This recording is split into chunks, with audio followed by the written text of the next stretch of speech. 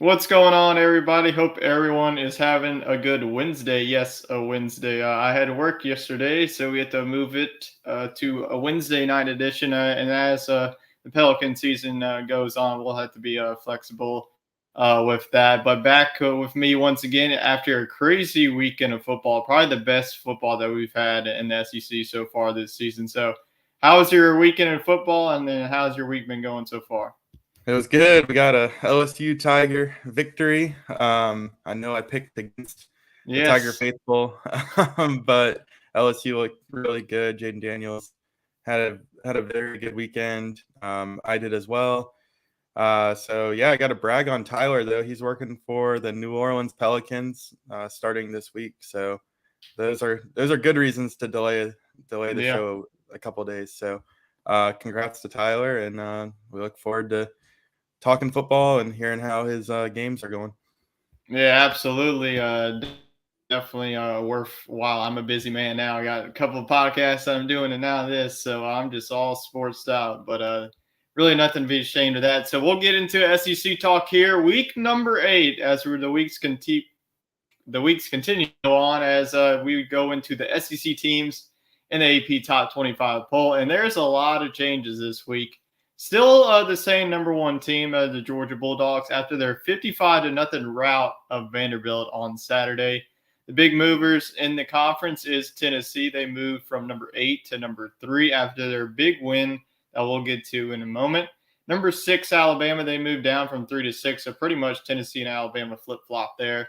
Number 7, Ole Miss, they moved up 2 spots from number 9 to number 7 after their past win against the Auburn Tigers. Number 19, Kentucky, after an impressive win at home against Mississippi State, moves up a couple of spots to number 19.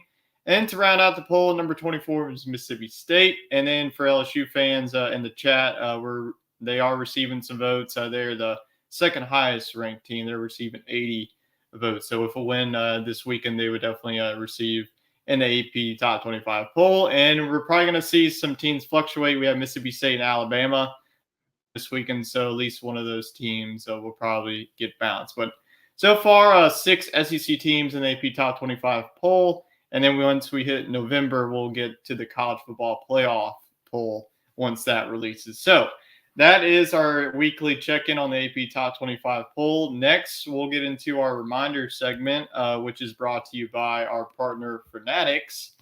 You can use our link down there, pretty much as you see on the screen, fanatics.93n6tx.net/scramble. And let me give the viewers the today's code right here. I believe on Sunday it was some weird word gourd, so hopefully it's something better. It's chills, so it's CHILLS.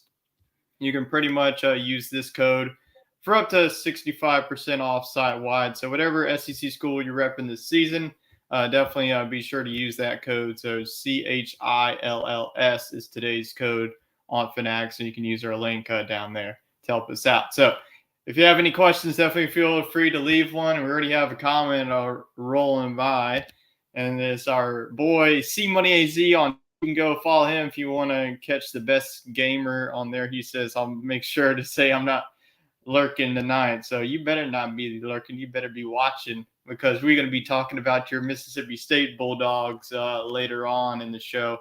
So before we get to that, though, we have SEC Fantasy, which is presented by Buffalo Bayou Brewing Company. I bet they are rocking right now with the Astros playing the Yankees right now in the ALCS as we speak. So definitely make sure to check them out if you're in the Houston area. Got some really cold beer. I got some great beers. I think they have like a coffee beer called Wake and Bake. So that is some interesting flavors that they got. And definitely has some good food down there. So if you're in Houston, definitely be sure to check them out. All right, let's get into our SEC Fantasy. Our SEC Fantasy rules, we'll run through this quickly. I know that we do this every week, but one quarterback, a running back, a wide receiver, a defense, and then our weekly rule, we cannot pick the same player back-to-back weeks. So let's see if we continue to be in the negatives. And you see right there, yep, one of our co-hosts at least does with negative 135. Yikes. You jinxed me. We were doing so well with this, I know, and I was that was coming my off fault. of literally maybe the the show record, or at least my personal record now 2 weeks in a row. I've dipped below the 0 line into the negatives. Jackson Dart had a good game for Ole Miss. The Rebels offense thrived against Auburn, but they really exploited the Tigers on the ground. They ran for like 380 yards or something. Jackson Dart was a big part of that. I think he had over 150 yards on the ground himself. So a good day for Dart, but for SEC fantasy purposes, just 130 yards through the air. Raheem Sanders did exactly what we said he needed to do last week on the show. He shouldered the load, and Arkansas was able to pull off a gutsy road win against BYU. He went for 175 yards, so he was definitely the bright spot for this team, and just what you would expect out of the best back in the SEC.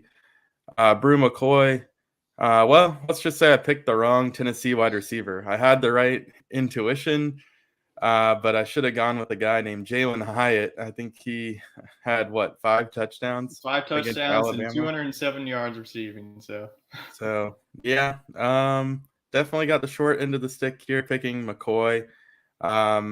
If you're watching that game, though, he did have a crucial catch that set up the game-winning field goal. So it wasn't all for nothing. He certainly had a big part in that upset victory. But I should have known that Alabama would treat him as the number 1 wide receiver, and that Hyatt would be drawing the secondary coverage from the Crimson Tide. So he definitely went off. And then the Mississippi State defense, well, yeah, it was a head scratcher that I didn't take Georgia first overall last week. And in hindsight, definitely should have done that because the other Bulldogs here in Mississippi State disappointed. I thought they would beat Kentucky, and not only did they lose, but they let up 478 yards in the process. So never good for SEC fantasy purposes when your defense lets up that many yards. And as you can see, I finished at negative 135 yards. Yeah, I saw that score. Mississippi State lost that game 27-17. I was wondering, I was looking at your quarterback only get a 130, and I saw 478. It's like, yikes, Wade is not going to like I text them the SEC fantasy score. So I think that, if you definitely would have took Jalen Hyatt, you would have been out of the negatives. But we'll see if obviously this is not enough for you to win this week, as my team showed up once again here in week number 7. And Hendon Hooker was the man of the show here. I mean, you look at my receiver had 0 yards. Jonathan Mingo, he didn't even have a target. Nonetheless, it was all Ole Miss's rushing attack. You saw there Hendon Hooker, 385 yards. Montrell Johnson, he did have a touchdown against LSU. He had 57 yards. And then Georgia defense, I was very shocked. I said this on the last show that you passed up on them, and this was the defense of the week, 150 yards. Got a shutout against Vanderbilt, so I'd take the cake, 292 to your negative 135. So hopefully you can get out the negatives this week as we'll go on to our Week 8 SEC Fantasy Draft. And we're going to go to the pass catchers, and you're going to go with old reliable Bryce Young against Mississippi State's defense that we just talked about, giving up 478 yards of offense to Kentucky. Yeah, we haven't seen Bryce Young too much on SEC Fantasy this year. We've been kind of spreading the love with some of these other quarterbacks. It's been a really good year for the quarterback in the SEC. Top to bottom, it's as strong of a position as it's been in years. So that's good. We get to see a lot of new faces each week. But Bryce Young, he won the Heisman last year. He's having a great season. He shook off a 2-game injury absence and came back firing against Tennessee. He certainly wasn't the reason why Alabama lost that football game. So I look for him to continue his dominance against Mississippi State. We thought the Bulldog defense was pretty solid, and they still might be. They might rebound, but I don't think they can stop Bryce Young.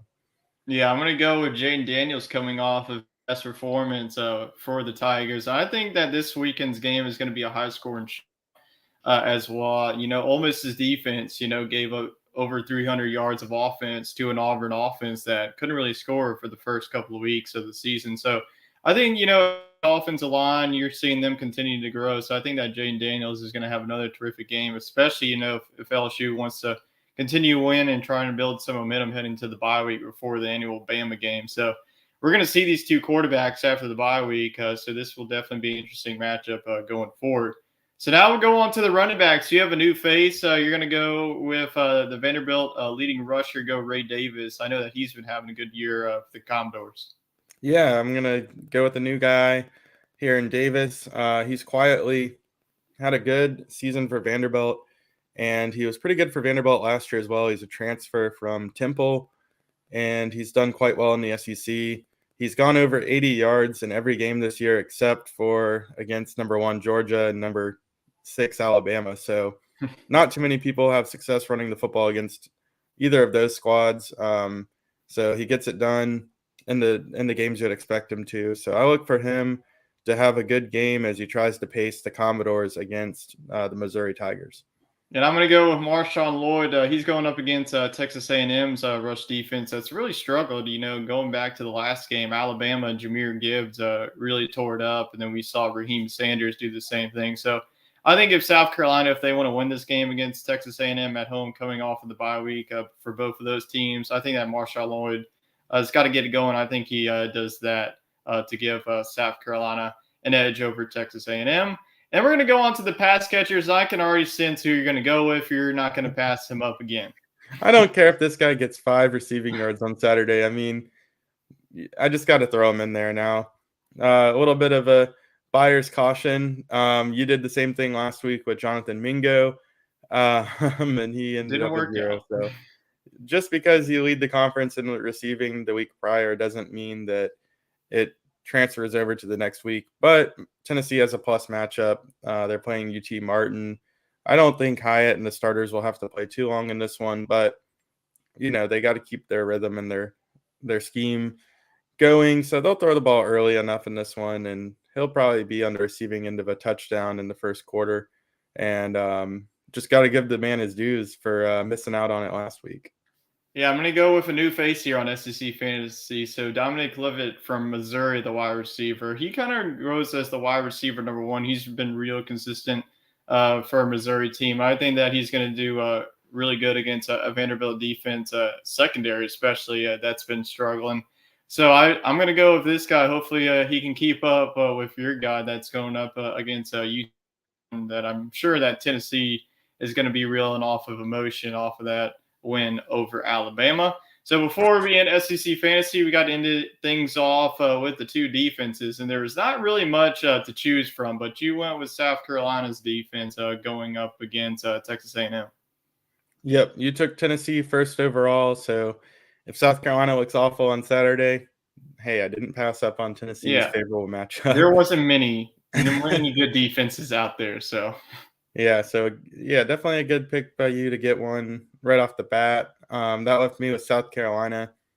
We'll talk about this game in a little bit with the Gamecocks and Texas A&M, but I do see that game being lower scoring, and I see South Carolina having a slight edge in that one. So I'm going to go all in on the Gamecocks to get the victory and help me out here in fantasy with their defense. Yeah, this was a pretty self-explanatory pick. I mean, this Tennessee should be the defense of the week here going against a UT Martin team. I know that it's 4-2, but like I didn't really see any defenses. I mean, LSU, Ole Miss not touching it, a lot of points. Mississippi State, Alabama, probably not. And yeah, you either probably between South Carolina and Texas A&M. So I just went with the safe pick. Hopefully, go with Tennessee. So that is our SEC Fantasy Draft for week number 8. And then before we get into our week 8 picks, let's recap week 7 here in the Southeastern Conference. And boy, we had an offensive slugfest in the first game here in the SEC between the Tigers and the Rebels. There was a 2-hour rain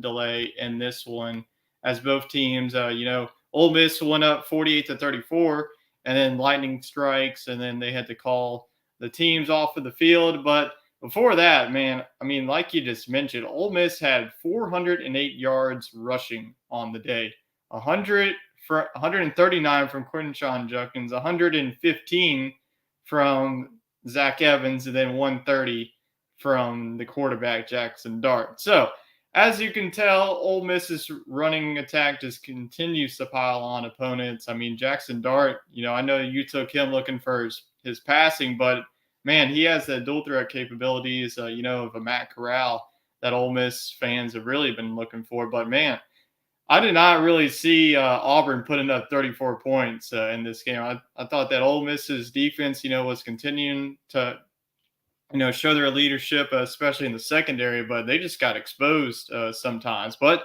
they did get the win by 14 points as Ole Miss will now head to Baton Rouge. And Auburn will now head on. I think they're on the bye week this week. So we'll see if there will be any changes at the head coach. But I did not see this high scoring shootout, especially Auburn scoring 34.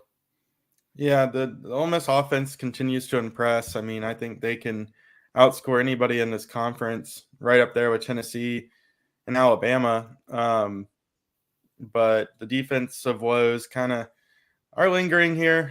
They are doing the same for Tennessee to some extent and Alabama. So pretty, you can win with the level of defense they're playing, and they've showed us better games. So I think Ole Miss still has a lot to play for. I think we'll see how good they really are this Saturday. If they can come in and establish dominance against LSU and score 48 points, I mean, we'll know that they're a top 10 team. But yeah, I think the offense will carry this ball club a long way. Yeah, absolutely. So we'll get into the next game of the week, and we might save some time here for the Vanderbilt fans watching. This was a very ugly game from start to finish, as Georgia just showed why they're worthy of this number one ranking. Georgia blanks Vanderbilt 55-0. You see there, Stetson Bennett is our player of the game. They really didn't do much on the running game. Vanderbilt's defense was able to swarm them, but Stetson Bennett took over in the air, 289 yards and 2 touchdowns. Really nothing to be spent on. This was just really Georgia doing Georgia, and then, Vanderbilt just being completely overmatched in this one. So any surprises here? None at all. I mean, Georgia looked people for a couple games, and then they shook it off this week and really last week too. So I think that they just kind of had a 2-game hiccup and avoided getting upset. So I think they roll from here on out. And then we'll get into our game of the week, and I think game of the year right here, no, without a doubt. Number 3, Alabama, going on the road to Rocky Top to play Tennessee, and it's been 16 years since Tennessee beat Alabama. Well, they slayed the Dragon on Saturday night as Tennessee won this one in a high-scoring shootout. The last game to put up 50 points was Auburn back in 1960. So it's been a long time since Alabama's defense gave up this many points, but Tennessee put up 52 over Alabama, and you see there Jalen Hyatt, the man that you passed, 6 receptions, 207 yards, and 5 touchdowns. But he will be on your team this week, and hopefully he'll do the same for you. But this was just, Tennessee got out to that 28-10 start, and you're like, man, Tennessee is looking like the real deal here, and kind of reminding you of the 2019 LSU team that we saw with the talent that they have. But, Alabama, every time when they get down, they're never out, especially with Nick Saban and Bryce Young. I mean, this was just a quarterback battle. Hendon Hooker threw for 5 touchdowns. Bryce Young had a whale of a game. He showed why he won the Heisman last year. But, man, this was just a back-and-forth shootout. And then, going into the fourth quarter, it's 42-42. Tennessee has the ball at their own 10, and then they fumble. Alabama picks it up 49-42. And I'm wondering, okay, that's game. Alabama wins this. And then Tennessee once again finds Jalen Hyatt in the end zone to get it 49-49. And then Alabama drives down the field, sets up for a kick, and Alabama kicker woes continue as Will Reichard has been real consistent this season, missed wide right. And then Tennessee gets an opportunity with 20 seconds left. They drive down the field. Like you mentioned, throw it to Brew McCoy for a 20-yard pass. They get it to the 20. And then they set up the game-winning kick, which was the most wobbly kick ever. But it went in. As like my mom said, go Rocky Top as Tennessee upsets Alabama and slays the Dragon. So take me through this game. I'm sure that you're watching this as well, but do you agree that this was the game of the year so far? Yeah, absolutely. The best game that we've gotten to watched this season. Really good for the conference too, to see Tennessee be legit. And between Tennessee, Alabama, Georgia, and Ole Miss, those are 4 really solid teams in the top 10 for the conference. So it was cool to see them here in a regular season matchup. And I think we might see this matchup again in Atlanta for the SEC title. I think that's very likely. But yeah, Tennessee just looks great with Hendon Hooker.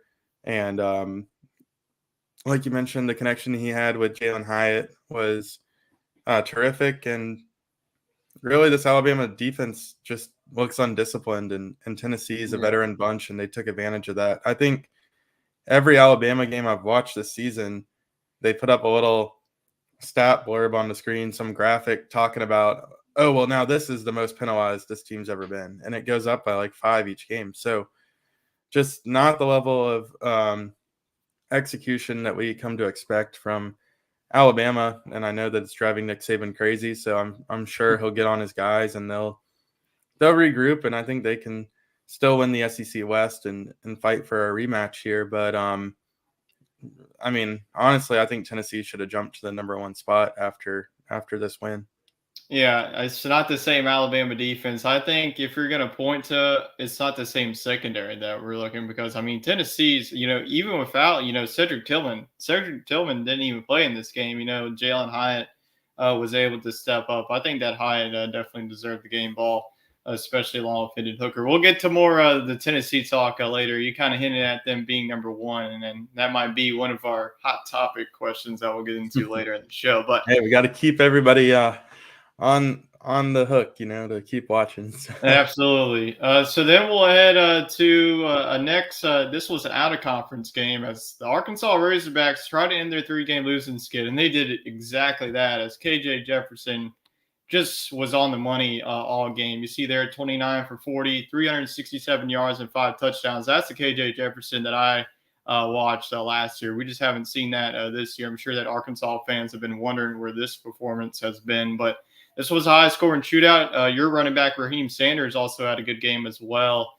And then one of the receivers for Arkansas had 3 touchdowns. So BYU's defense just continues to struggle. BYU, was a top 15 team at one point. They beat a Baylor team, and then they lose to Oregon and then Notre Dame, and then the wheels fall off. And like I just mentioned, Arkansas lost 3 straight, and now they're picking up their 4th win of the season. So definitely a huge win for Arkansas going forward, but definitely the defensive concerns continue. But if they can, build off this performance, especially KJ Jefferson, I think this could be a team that could pick up some wins and spoil someone's season. Yeah, this was a huge win for Arkansas, a must-have, if you will, because there's still some hard games left on the schedule. So they get the win, they get back in the win column. And yeah, like you said, KJ Jefferson, probably his best effort on the season. And then Raheem Sanders is money at this point. So still a good bit to play for the Hogs. They got the LSU game, and I believe a game against Ole Miss. Have they not? I don't think they've played. Yeah, they haven't played Ole Miss. They're on the bye week, so that might be the game after that. Gotcha. So they still have some big matchups and could climb their way back into the bowl positioning, get down to Florida for the new year. Absolutely. So we'll get into our nightcap games here, starting with the 6:00 game that happened on Saturday. It was in Gainesville. If you didn't know, it was Tom Petty Day in Florida. I'm sure that Joe Tessitore probably said that about 20 times during the broadcast. But LSU, continued their winning ways against the Gators. This is now 4 straight wins dating back to the 2019 season, as this was a completely different LSU offense that we saw from a week ago, where they looked lousy against Tennessee, and then Jayden Daniels put up 6 touchdowns. We'll put up here. This is a stat line. I mean, he did everything. 349 yards passing, 3 touchdowns. Then on the ground, he had 14 carries for 44 yards and 3 touchdowns. All 3 of those touchdowns coming at the 1-yard line. But we saw also the emergence of Kayshon Boutte.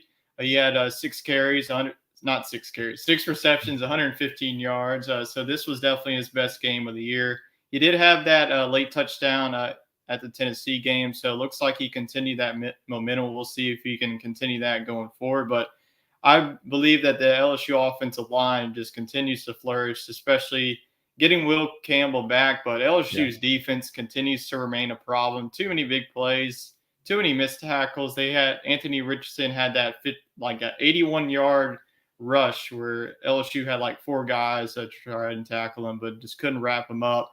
He's pretty much like a built like Derrick Henry as a quarterback, but Florida's defense just look out of sorts. I mean, Jane Daniels was able to tear that defense apart, so you got to give him credit.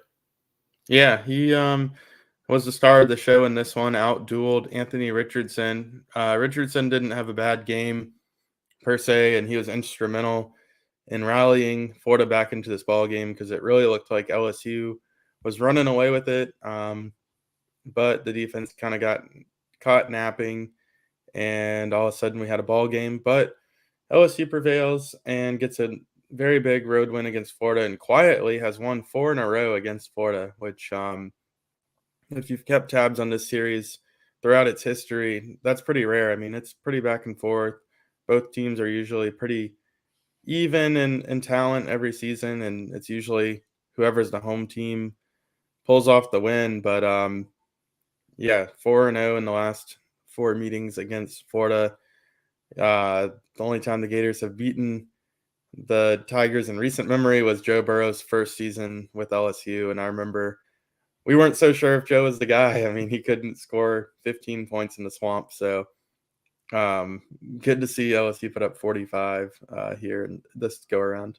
Yeah, this was an electric performance. I'm sure that you and Chet know about that because after Jane Daniels went up 35-28 after the 1-yard touchdown, my power went out and I had to listen to the game in my car. So that was definitely an experience. All you missed was some bad defense. Yeah, just some bad defense and a couple in a Florida, coming back. It was 42-21 whenever I got into the car. So after that, it was just a whirlwind for LSU fans. But LSU was able to move to 5-2. They'll have a big home game, and then Florida will move to the bye week before a big game coming off of that. So we'll get into the final game here in week number 7, and that is Mississippi State going on the road to number 22 Kentucky. As Kentucky won this game 27-17, and we all picked Mississippi State, and we were all wrong on this one. In Big Blue Nation, Chris Rodriguez Jr. had a game, 31 carries, 197 yards, 2 touchdowns. He just continues to remain consistent. I think that he's going to be the next great NFL running back coming out of the SEC. He's just so consistent. He can just pretty much do it all. He can catch it out of the backfield and also be a power runner as well. So Mississippi State offense just didn't look composed. Will Rogers didn't have a good game. Just a terrible game for Mississippi State, to completely be honest with you.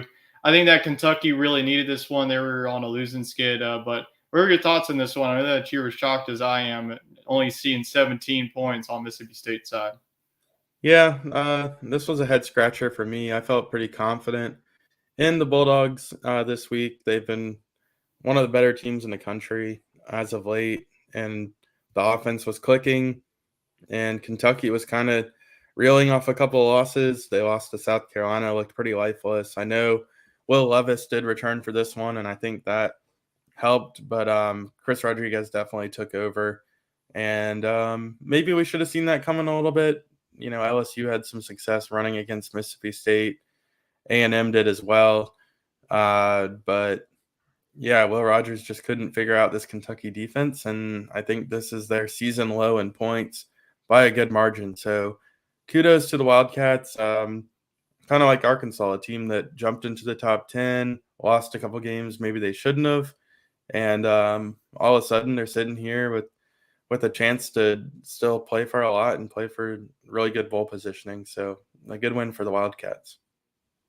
Because you still got some tough games because they have yet to play Tennessee and Georgia. So it's only going to get tougher for this Kentucky team. But if they win, then they can go on to the SEC championship, and who knows? But there's still a long way to go. That would be crazy for Kentucky fans. So before we close the book here on week number 7, let's dive into our pick'em results. And you see there, Upset Specialist takes the cake, 7-3.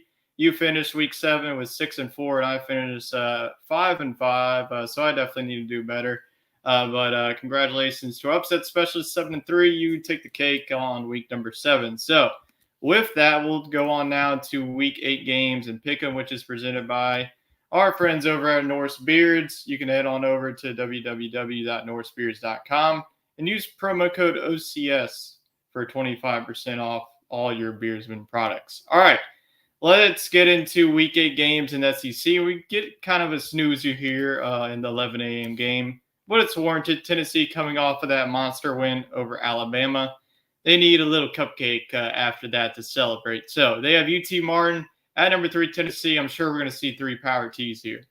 I'm going to take UT Knoxville. Ah, yes. I see what you did there. I'm also going to take UT Knoxville as well. This is a pretty easy pick. Chet, the upset specialist, used to go upsets, but now he goes with the power T. So all rolling with Rocky Top after that phenomenal win on the road. So now we go on to, which is one of our 2 game of the weeks here. This is the Magnolia Bowl here, the 2:30 game.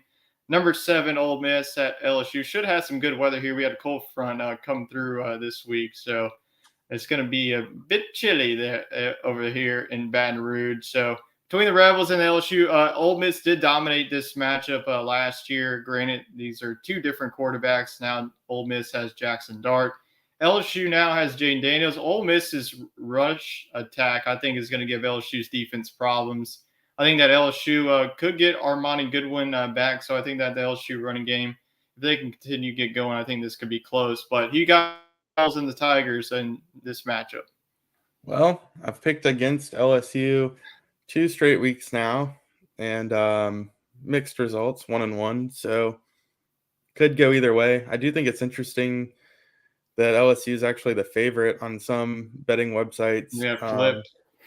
And with a lot of the national media, with Ole Miss being number 7. I think Ole Miss's offense looks phenomenal and as good as anybody's, but the defensive woes are still there. And, you see Jayden Daniels coming off of a really impressive individual effort against Florida. You see Kayshon Boutte getting involved. So might be the right time for LSU to pull off this upset with the offense heating up.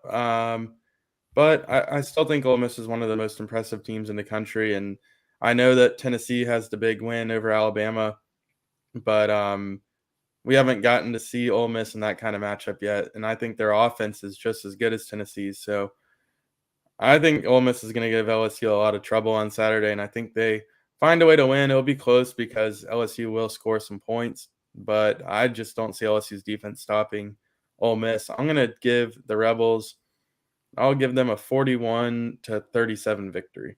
All right. I also see this as a high scoring shootout as well. I probably would have leaned on Ole Miss's side, but I was just very concerned with their defense against the Auburn offense. That has not shown a pulse, the first couple of the weeks of the season. Put up 34. Robbie Ashford, did throw 2 interceptions. So this Ole Miss, defense can force a turnover. So Jayden Daniels, if he can, continue, to be, he only has like pick on the season, and that was pretty much a throwaway in the Tennessee game. I think, LSU's defense definitely going to be concerned for Quinshon Judkins and Zach Evans. And also, we just saw Jackson Dart. He has the capability of taking off and running. So both defenses are going to have the same problems. LSU's rush defense, Ole Miss rush defense, and the quarterback's ability to run. But sooner or later, LSU's got to win a big game at home against a top 10 team, and I think it comes this weekend. LSU wins this game 35-31 in a high-scoring shootout. I think that LSU is going to be seeking revenge because Ole Miss, if you watched them last year, they absolutely dominated. They spanked them. Yeah, they dominated. This wasn't even close. So I think that LSU will remember that heading into this week, and I just think that the offense is playing good at the right time. So give me the Tigers at home. And Chet is also going to go with the Tigers, so you're the lone Ole Miss, so you'll have an opportunity to maybe lose or pick up a game here on the 2:30 game. So we will continue on with our SEC games here in week number 8. And we have an SEC showdown. This might be the battle of who gets last place in the SEC East between Vanderbilt at Missouri. So you got between the doors and the Tigers. Yeah, the winner will get a leg up in the SEC East. Probably will be the only SEC win for either squad. Missouri's been some tough luck losers as of late. They gave Florida and Georgia some really good football games. Vanderbilt did not give Georgia a good game. They did put up some points on Ole Miss. So the offense does look like it has some ability. This one's tough for me, but I got to go with Missouri. I mean, it's a home game for them. Vanderbilt's offense got blanked 55-0 last week. The defense looked really impressive early on in the season, but it's gotten progressively worse. So I think Missouri, coming off the bye week, finds a way to get a win. They've shown some promise in some games that maybe they weren't expected to play well in. So I think it finally comes around for the Tigers. Yeah, Missouri should probably have 2 more wins than they should against Georgia, especially against Auburn. They definitely should have won that game against Auburn. They really had it right there in their grasp. But I think piled on with that, they're an improving team coming off of the bye week, and just Vanderbilt really just looking sluggish on both sides of the ball. I'm going to go with Missouri. I think they win really comfortably. I think this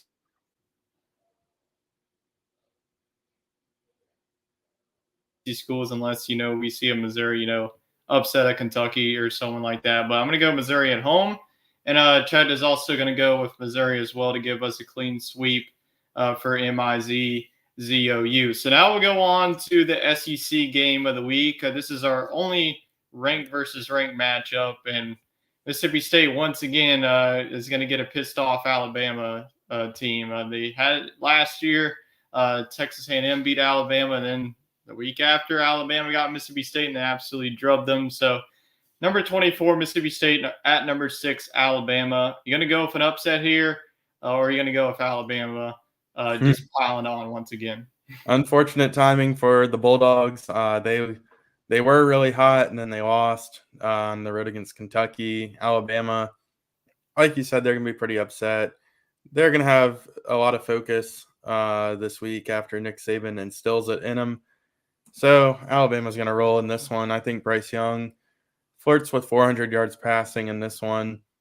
And Will Rogers might pace with them for a little bit, but I do think Alabama will clean things up defensively, and I don't think they'll give out as many free yardage on penalties. I think that Hendon Hooker probably, he threw for 380 yards, but how many pass interference calls would have added on to that total, or, how many defensive holding penalties, just sloppiness in the secondary. So you can definitely pass on this team, and I think Will Rogers will do that, but I do think they clean it up a little bit and get the win.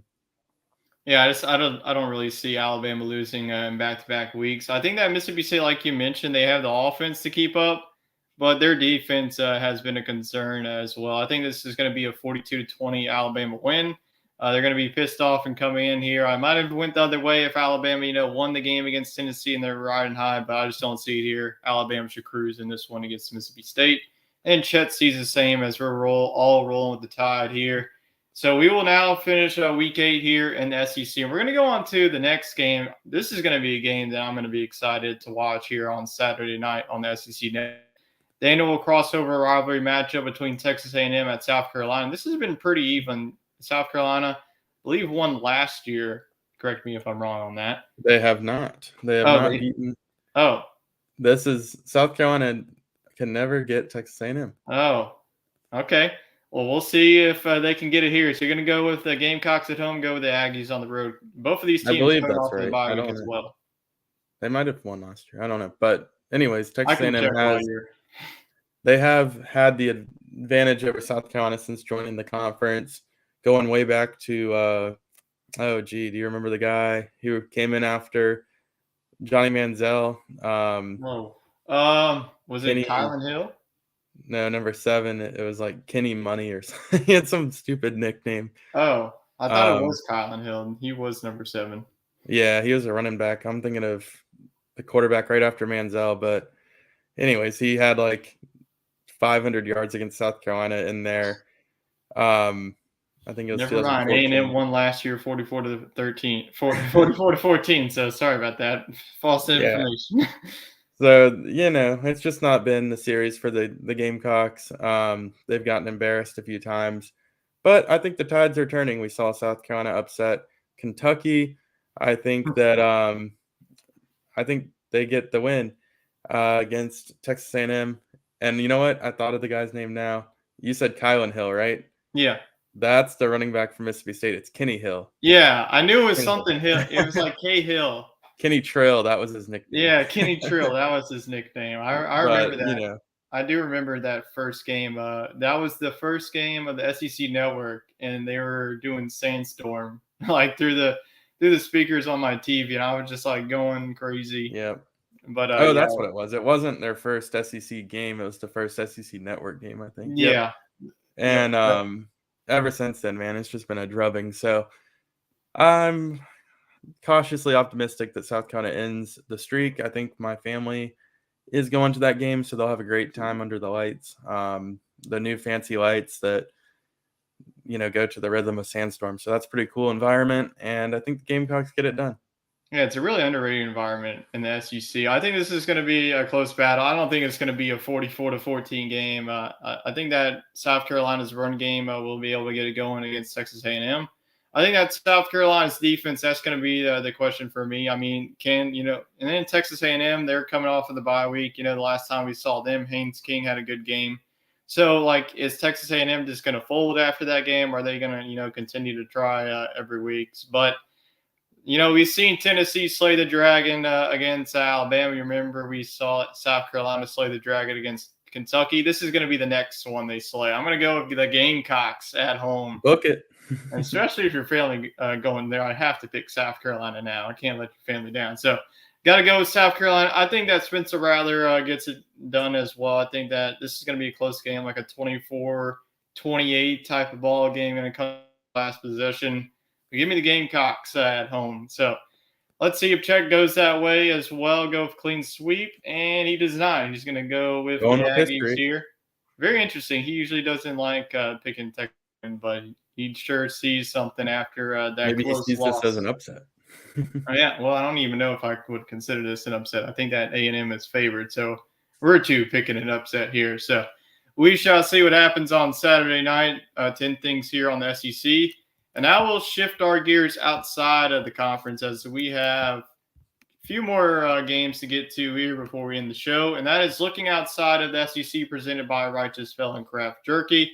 You can head on over to www.righteousfelon.com and use promo code OCSN for 15% off the best beef jerky around. They got pretty much all the flavors that you can think of there. So if you're a beef jerky fan, definitely go order some if you would like. All right, let's go on to couple of games here and outside of the SEC. The first one, the ACC game of the week, and this is pretty much the winner.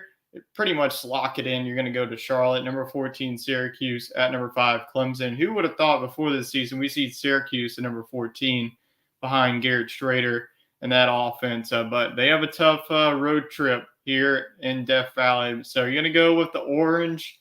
Or, well, these are both oranges, so I can't really say that. But are you going to go with the orange or the orange wearers? Well, yeah, I got to say kudos to Syracuse. I mean, Sean Tucker has been amazing at running back for the second straight year for Syracuse. And I think going into last year, Dino Babers was as hot as anybody on the hot seat.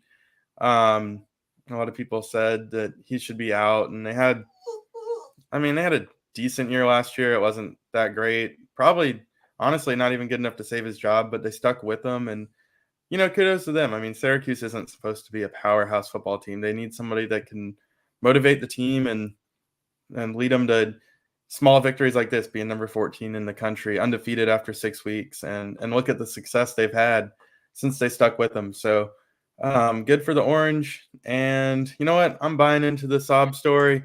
Give me Syracuse. They've beaten Clemson before. It was in the Carrier Dome. But a few years ago, they did give Syracuse a little bit. They did give Clemson a little bit of a run for their money. I think Clemson was the number 1 team in the country. It was DJ's first game as a starter, or he came in as a injury replacement. And the Orange couldn't quite get it done. Clemson escaped with a narrow victory. So look for the revenge here, and Syracuse gets it done.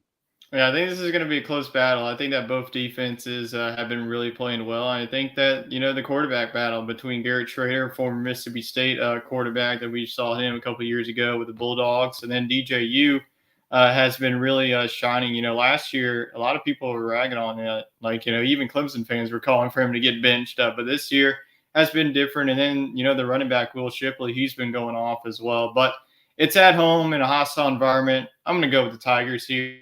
I don't really see it. Syracuse has been a good story, but I think their story ends here in Death Valley. So give me the Clemson Tigers. And then Chet is also going to go with an upset here to Syracuse. So I'm the lone Clemson one. So I'm feeling real good. Really good about this. Tigers are going down. See, really good about this one. You might be getting the game in the as well. Wouldn't it be nice? Merry Christmas.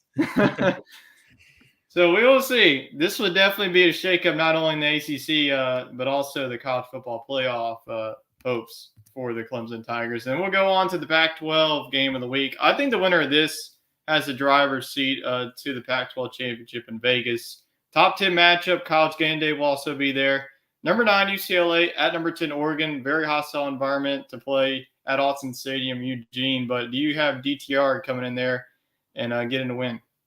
This puzzles me. I mean, UCLA, number 9 team in the country, undefeated. Big wins against Washington. They look legit. They look the part. I didn't see it coming. Now they're the only undefeated team in LA after Southern Cal lost on Saturday. But I got to go with Oregon. I mean, they've rebounded nicely against since their loss against Georgia, and they're playing at home. That's always a tough road trip to go up from Southern California to Oregon and play in the Pacific Northwest. We always talk about travel being a big factor in the Pac-12.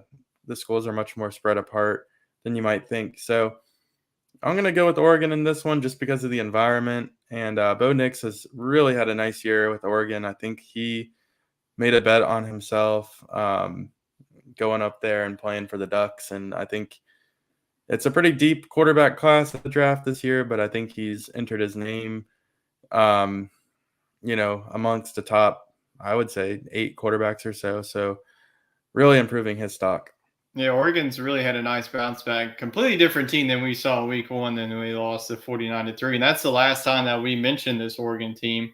And so far, they just handled business. But I expect this to be a high scoring shootout. Both defenses have been struggling, and these are 2 talented offenses, especially leading UCLA DTR. And then they also have Charbonnet. They're has been piling on yards week in and week out. And then Oregon, like you mentioned, Bo Nix, he's been really throwing multi-touchdowns. He's on a multi-touchdown streaks. But it's at home, hostile environment. I would not be surprised if both teams get into the 40s here. Just how talented their offenses are. But I'm going to go with the Ducks at home. It's very hard to beat them at Autzen Stadium, so I think they get the job done in a very close game, like a 44-40 type of game. But I'm going to go with the Ducks to continue their winning ways. And Chet is going to go the opposite direction, go with UCLA, go with the road team, and that would be definitely impressive win. I think they get here. If they get this one, I could see UCLA jumping all the way into the top 5 for sure. So we will now go on to our 2 Big 12 games of the week, both ranked versus ranked matchups. The Big 12 has just been piling on some good games week in and week out.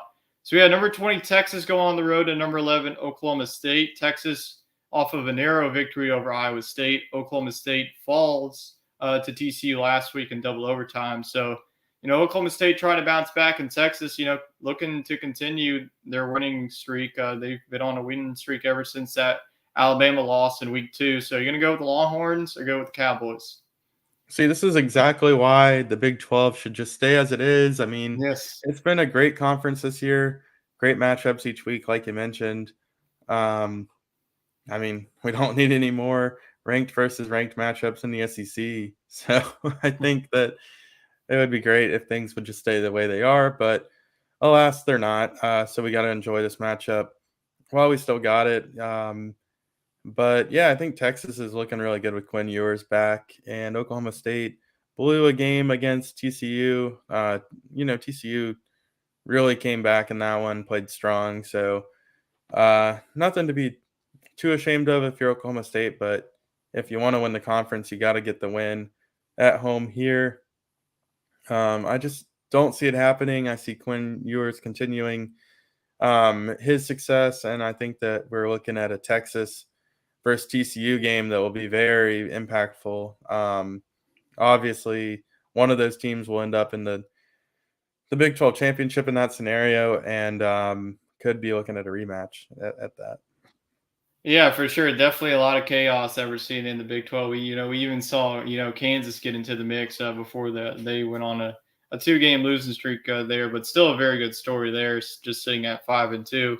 But going back to this game, I believe that Texas defense definitely has the edge in this one. I think that they've been playing better as of late. Oklahoma State, the whole entire season, they really haven't been able to stop anyone. They showed it in the first half against TCU, and then they just let TCU come back. But I did have Oklahoma State winning the Big 12 in the preseason for a reason. I think that they get the win here against a Texas team. I can see this one also going overtime. I think evenly matched teams, 2 quarterbacks with Quinn Ewers and Spencer Sanders. I think it's just a matter of, which defense can create the more turnovers, and I think can be Oklahoma State. So I'm going to go with the Cowboys at home, but I would not be surprised if Texas win this one. I'm going to go with OK State. I just don't see them losing back-to-back this late in the season. So Chet is going to go hook 'em horn, so I'm going to be lone cowboy here. Lone cowboy once again. So I have the opportunity to pick up some games here. So we'll go on now to the final game here, which also features a ranked versus ranked matchup here in the Big 12. The TCU Horned Frogs, ranked number 8, will host number 17 Kansas State. And Kansas State's lone loss is number 25 Tulane. What a great story that is for the boys down there in New Orleans. So are you going to go with the Cats or are you going to go with the Horned Frogs? I got to keep rolling with TCU. I mean, this team has really been impressive. They seem very well-rounded. The defense can make plays when necessary, and the offense looks really great. Marcel Brooks, I think, is out for the season, so that's a big blow. If the name sounds familiar, Tiger fans, it's because he was on that 2019 national title team. He played outside linebacker for the LSU Tigers. He moved to a wide receiver for TCU, and then this year he moved back to outside linebacker, safety, kind of hybrid role. So he's a really good athlete. They'll definitely miss having him on that defense, but the team itself just looks really good, and I think that they'll be able to outpace Kansas State here.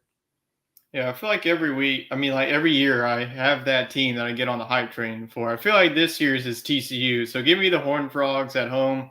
I think I have to play a Max Duggan. I think that he's a very underrated quarterback. And I think if TCU continues to win, he could be reserving his seat in New York for the Heisman Trophy ceremony. There's a lot of guys that could be up there as well.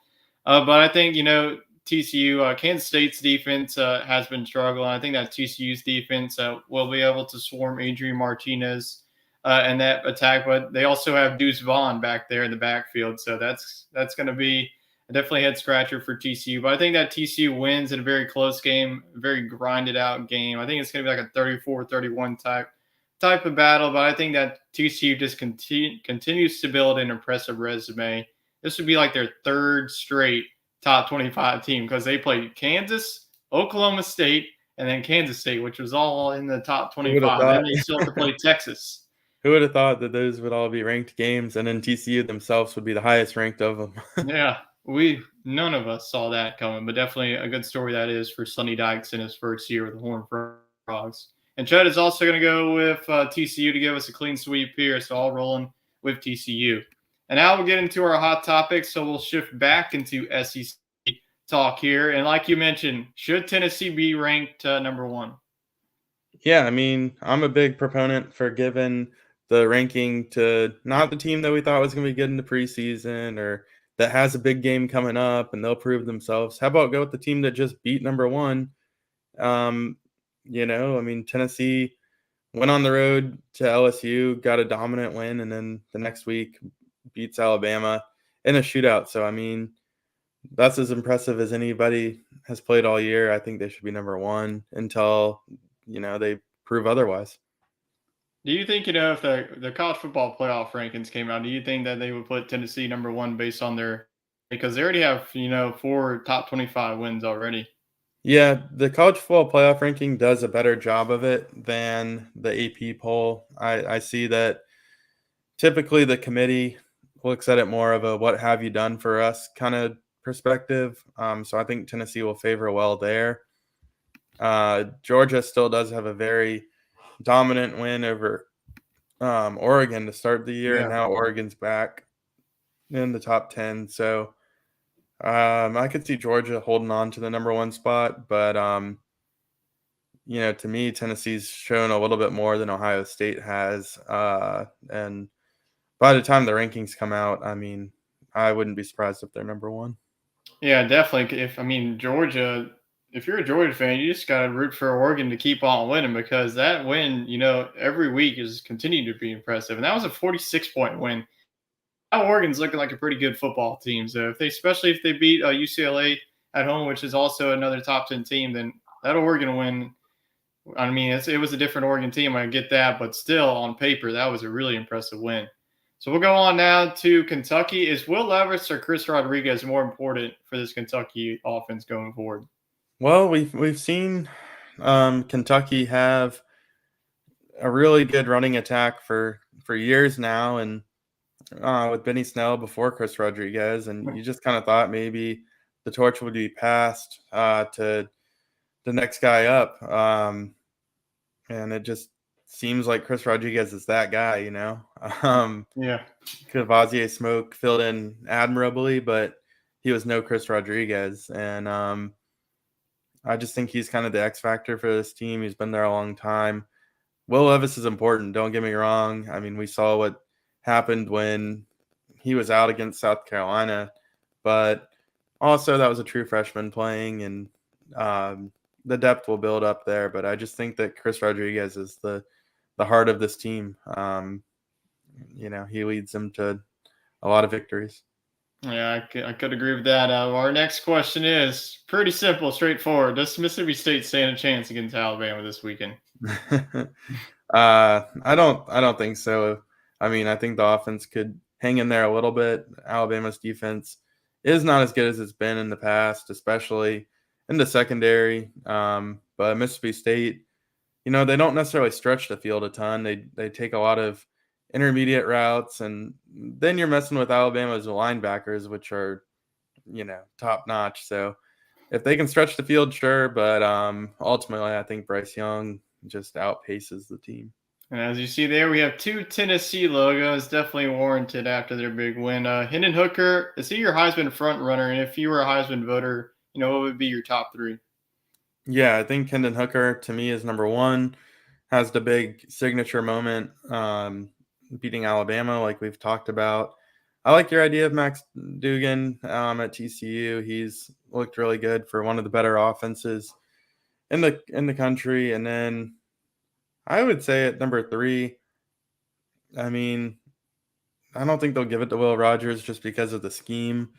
Jahmyr Gibbs has been as impressive to me as anybody running back out of Alabama. I think that just what he brings to that team, he might even be their leading receiver at this point. So I think that if you're going to have a running back in there, Jahmyr Gibbs, but if it's going to be 3 quarterbacks, then I would probably say Will Rogers or CJ Stroud at Ohio State. You can't forget about him. So Yeah, the more I just watch Jahmyr Gibbs, the more he just reminds me of Alvin Kamara just playing on Saturdays in an Alabama uniform. It's just like he can do it all. He's their leading pass catcher and the rusher. My number 1 is also Hendon Hooker, especially after performance. I mean, if you put up 5 touchdowns, I know just the name against Alabama, it was just a huge game. I think that he's, really the main reason. Tennessee last year was 7-5, and now they're looking now at 7-0 and in the top 3 team. Number 2 is CJ Stroud. I think that he's pretty much one of the favorites to win the Heisman. I just think that he's really going to cement it whenever they play Michigan at the end of the season, and then State next week in the not the whiteout game, which it's going to be the night game.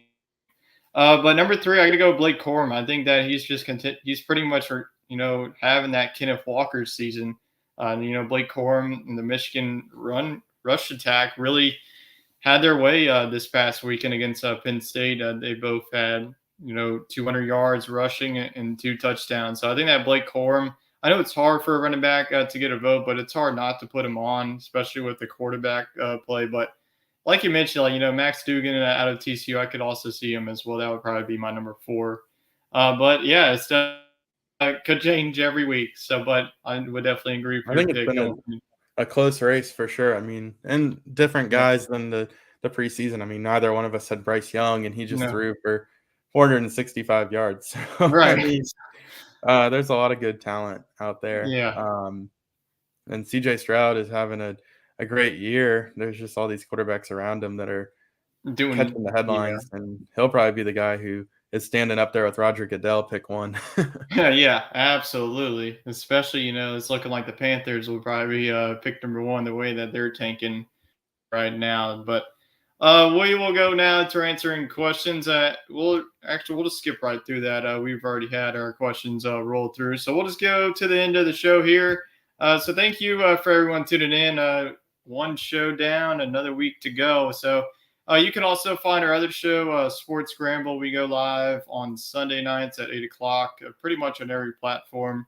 You can follow us on Twitter at Sports Scramble 4 and wherever you listen to your podcast. As well, we have a SEC Talk Facebook page. You can just type SEC Talk and it should pop up right there with our logo. So next week, we will review Week 8 in the SEC and look forward to Week 9. Cannot believe that we're almost leaning towards the double digits here in the college football season. It just needs to slow down. It does this every year. But we will definitely enjoy every last second of it. So hope everyone enjoys the rest of your week. And we will see you back here next either Monday or Wednesday, since the Pels play on Tuesday. We'll definitely let you guys know when we go live. So thank you for tuning in. Hope you have a great rest of your week.